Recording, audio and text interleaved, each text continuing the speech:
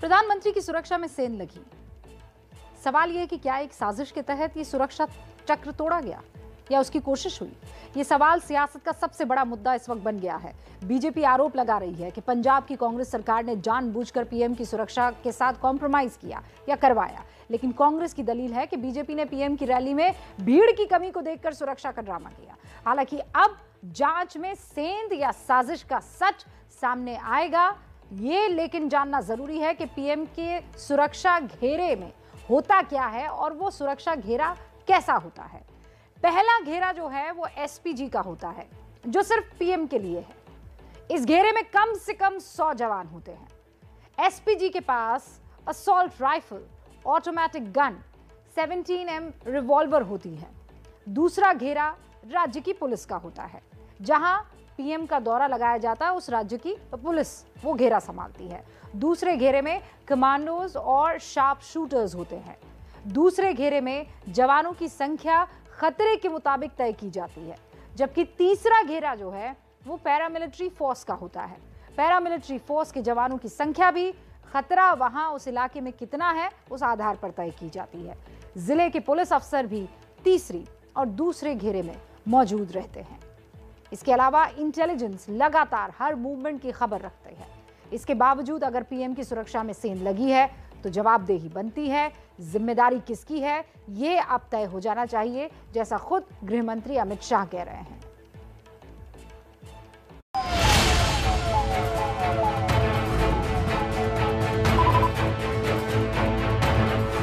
ये गाड़ी देश के प्रधानमंत्री नरेंद्र मोदी की है, जो पंजाब के फिरोजपुर में एक रैली को संबोधित करने जा रहे थे। लेकिन बीच हाईवे पर उन्हें रोक दिया गया। देश के प्रधानमंत्री हाईवे पर करीब 20 मिनट तक जाम में फंसे रहे। भीड़ ने उन्हें जाने नहीं दिया। आखिरकार पीएम को लौटना पड़ा। जरा अंदाजा लगाइए, प्रधानमंत्री की सुरक्षा में ये कितनी बड़ी चूक थी। 20 मिनट तक पीएम एक ही जगह पर फंसे रहे। सवाल यह है कि क्या ऐसा साजिशन किया गया? पंजाब की पुण्य धरती पर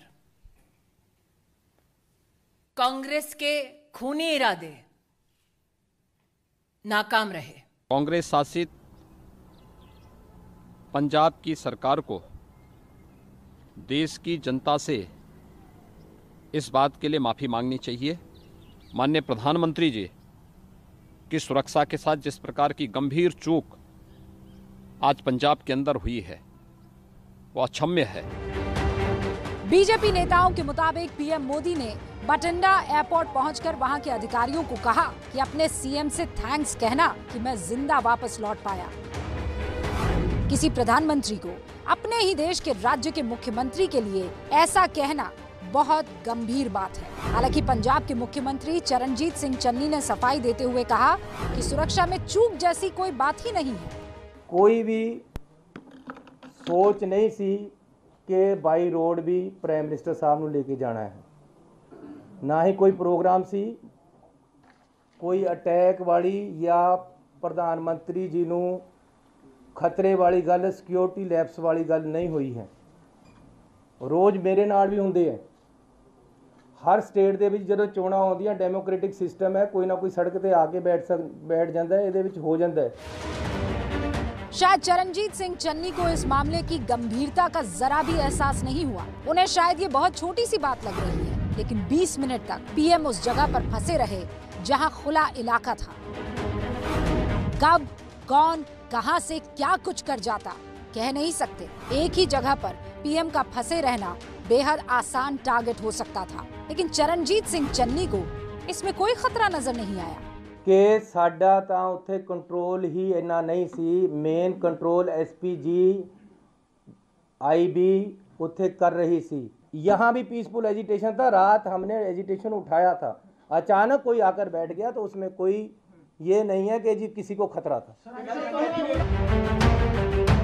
सवाल इसलिए उठ रहे हैं क्योंकि पंजाब के शासन और प्रशासन की तरफ से भी कुछ ऐसा ही हुआ जो अमूमन देखने को नहीं मिलता।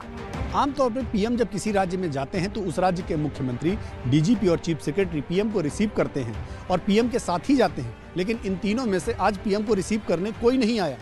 प्रधानमंत्री के काफिले में डीजीपी और चीफ सेक्रेटरी की गाड़ियां रिजर्व थी। फिर ये दोनों सूबे के बड़े अधिकारी कहां थे? सीएम चन्नी ने इसकी सफाई देते हुए कहा कि वो कुछ कोरोना पॉजिटिव लोगों के संपर्क में आ गए थे, जिसकी वजह से नहीं जा पाए। पीएम की सुरक्षा में चूक पर गृह मंत्रालय ने पंजाब सरकार से इस पर रिपोर्ट मांगी है। गृह मंत्री अमित शाह ने ट्वीट कर इसकी जानकारी देते हुए लिखा है कि पंजाब में सुरक्षा में चूक की घटना पर गृह मंत्रालय ने विस्तृत रिपोर्ट मांगी है। प्रधानमंत्री के दौरे में सुरक्षा प्रक्रिया में इस तरह की लापरवाही पूरी तरह से अस्वीकार्य है और इसकी जवाबदेही तय की जाएगी। पूरा विवाद हुआ कैसे, इसे आपको आसान भाषा में ग्राफिक्स के जरिए समझाते हैं। पीएम मोदी की फिरोजपुर में रैली थी। इसके लिए वो सुबह करीब 10:30 बजे बठिंडा एयरपोर्ट पर उतरे। यहां से उन्हें फिरोजपुर जाना था, लेकिन मौसम खराब होने की वजह से हेलीकॉप्टर से जाने का प्लान कैंसिल करना पड़ा। नए प्लान के मुताबिक सड़क मार्ग से फिरोजपुर जाना तय किया गया। सुबह करीब 11:10 पर पीएम मोदी का काफिला सड़क मार्ग से फिरोजपुर के लिए निकला। बठिंडा से फिरोजपुर की दूरी करीब 120 किलोमीटर है। पीएम के काफिले ने जब करीब 90 किलोमीटर की दूरी तय कर ली तो परियाना गांव के पास हाईवे पर जाम लगा था। वहां किसानों ने रास्ता रोक रखा था। फिरोजपुर यहां से महज 30 किलोमीटर की दूरी पर था। पीएम मोदी यहां करीब 20 मिनट तक फंसे रहे, क्योंकि आगे जाने का रास्ता बंद हो चुका था। जब रास्ता खुलता हुआ नहीं दिखा तो पीएम का काफिला वहां से वापस बठिंडा की तरफ लौट गया। करीब 4 घंटे का सफर करके पीएम मोदी वापस बठिंडा एयरपोर्ट पहुंचे। दोपहर 3:25 पर पीएम मोदी वापस दिल्ली के लिए रवाना हुए। पीएम मोदी के वापस जाने पर पंजाब के सीएम चरणजीत सिंह चन्नी ने अफसोस जताया और ये भी कहा कि ये सब कुछ अचानक हो गया, इस पे कुछ किया नहीं जा सकता। इसमें किसी भी तरह का कोई खतरे वाली बात नहीं थी, ना ही हुई है। ये टोटली एक पीसफुल एजिटेटर आकर अचानक सड़क पे बैठ गए, जिस सड़क पे हमारा जाने का कोई प्रोग्राम नहीं था। अब यहाँ पर एक सवाल ये है कि क्या वाकई ये अचानक हुआ? क्योंकि एबीपी न्यूज से बात करते हुए एक चश्मदीद ने बताया कि किसानों को पता था कि पीएम मोदी इस रास्ते से आ रहे हैं। जो नरेंद्र मोदी थे वो हमको पता था, अब यहाँ से जाएंगे, आगे जाकर जो धरना जो अपना रैली करेंगे, आगे करेंगे, फिरोजपुर में करेंगे, वो इसलिए नहीं करने दे रहे थे इनको, मतलब कि जाने नहीं देना चाहते थे। यानी किसान की सैकड़ों की भीड़ वहां पर पीएम मोदी का ही रास्ता रोकने के लिए मौजूद थी। इसीलिए लाख कोशिशों के बाद भी हाईवे पर लगे जाम को नहीं खुलवाया जा सका। पीएम मोदी को वापस लौटना पड़ा। ਨਹੀਂ ਤੁਸੀਂ ਜਾਣ ਦਿੱਤਾ ਔਰ ਕਿਉਂ ਧਰਨਾ ਤੁਸੀਂ ਉੱਥੇ ਲਾਇਆ ਹੋਇਆ ਸੀ? ਇਹ ਕਿਉਂ ਨਹੀਂ ਜਾਣਦਾ, ਇਹ ਕਾਰਨ ਇਹ ਹੈ ਜੀ, ਜਦੋਂ ਪਿਛਲੇ ਸਾਲਾਂ ਵਿੱਚ ਸਾਡੇ ਉੱਤੇ ਮੋਦੀ ਨੇ ਕਾਨੂੰਨ ਥਾਪੇ ਸੀਗੇ। ਉਹ ਕਾਨੂੰਨ ਕਿਸਾਨਾਂ ਨੇ ਆਪਦੇ ਲੜਾਈ ਲੜ ਕੇ, ਕਿਸਾਨਾਂ ਨੇ ਆਪਦੀ ਜ਼ੋਰ ਨਾਲ, ਕਿਸਾਨਾਂ ਨੇ ਆਪਦੀ ਜ਼ਰੂਰਤ ਤੇ ਵਾਪਸ ਕਰਾਏ ਆ। ਕੋਈ ਮੋਦੀ ਨੇ ਐਵੇਂ ਨਹੀਂ ਵਾਪਸ ਕਰਤੇਗੇ। ਤੇ ਜੇ ਮੋਦੀ ਹੁਣ ਇੱਥੇ ਕਾਨੂੰਨ ਫੇਰ ਕਰਕੇ ਆਇਆ ਸੀਗਾ ਤੇ ਮੋਦੀ ਕਾਨੂੰਨਾਂ ਦੀ ਸਾਰੀ ਆਦੀ ਇਨਫੋਰਮੇਸ਼ਨ ਲੈ ਕੇ ਆਉਂਦਾ, ਇੱਥੇ ਜੋ ਨੋਟੀਫਿਕੇਸ਼ਨ ਲੈ ਕੇ ਆਉਂਦਾ, ਫੇਰ ਤਾਂ ਮੁੜਨ ਦੇਣ ਦੀ ਕੁਝ ਸੋਚ ਸਕਦੇ ਸੀਗੇ। अब बड़ा सवाल यह है कि इस पूरे मामले में गलती किसकी है? एसपीजी, केंद्रीय खुफिया एजेंसियां और प्रधानमंत्री जिस राज्य में गए हैं वहां का स्थानीय पुलिस प्रशासन, ये तीनों मिलकर प्रधानमंत्री का रूट तय करते हैं और यह एक कलेक्टिव डिसीजन होता है।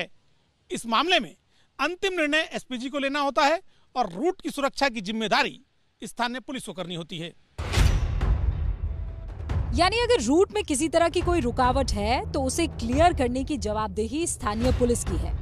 लेकिन अगर किसान कई घंटों से वहां बैठे थे तो इसकी जानकारी खुफिया एजेंसियों को फौरन मिल जानी चाहिए थी और सुरक्षा प्रोटोकॉल के मुताबिक किसी तय किए गए बैकअप रूट से पीएम के काफिले को ले जाना चाहिए था। लेकिन ऐसा हो न सका और अब इस पर सियासत हो रही है। कुल मिलाकर सियासत अपनी जगह है और प्रधानमंत्री नरेंद्र मोदी की सुरक्षा अपनी जगह है। किसी भी कीमत पर पीएम की सुरक्षा से खिलवाड़ नहीं किया जा सकता। लेकिन पंजाब में ऐसा हुआ है, पीएम की सुरक्षा में चूक हुई है।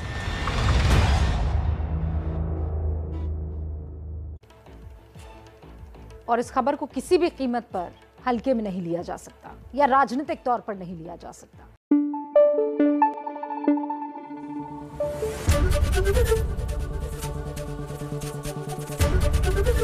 एबीपी न्यूज आपको रखे आगे।